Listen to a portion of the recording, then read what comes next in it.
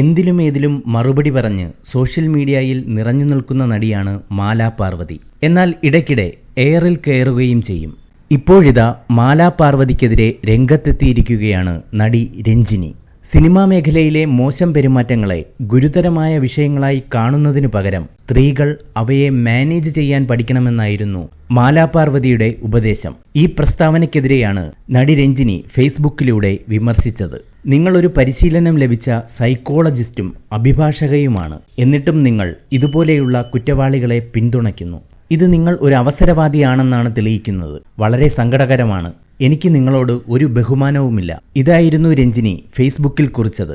നടൻ ഷൈൻ ടോം ചാക്കോ അപമര്യാദയായി പെരുമാറിയതിനെതിരെ നടി വിൻസി അലോഷ്യസ് ഉയർത്തിയ പ്രതിഷേധത്തോട് മാലാ പാർവതി നടത്തിയ പരാമർശമാണ് ആദ്യം വിവാദമായത്. പിന്നീട് മാലാ പാർവതി മാപ്പ് പറയുകയും ചെയ്തു. എന്നാൽ ഒരു യൂട്യൂബ് ചാനലിന് നൽകിയ അഭിമുഖത്തിൽ സ്ത്രീകൾ ഇത്തരം സാഹചര്യങ്ങളെ ഗൗരവമുള്ള വിഷയങ്ങളാക്കി കാണുന്നതിനു പകരം മാനേജ് ചെയ്യാൻ പഠിക്കണമെന്നായിരുന്നു ഉപദേശം. സിനിമയിലെ ചിലർക്ക് ഒരു ലളിതമായ തമാശ പോലും മനസ്സിലാകില്ല.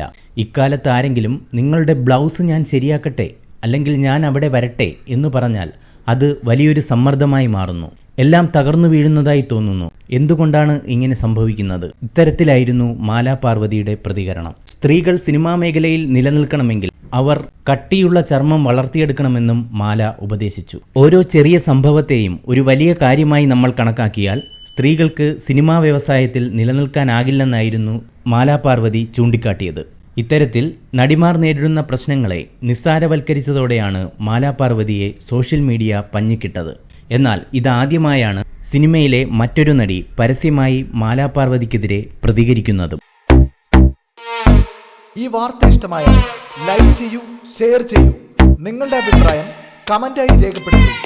സബ്സ്ക്രൈബ് ചെയ്യൂ സൈബർ വിലാസം മീഡിയ നെറ്റ്വർക്ക്.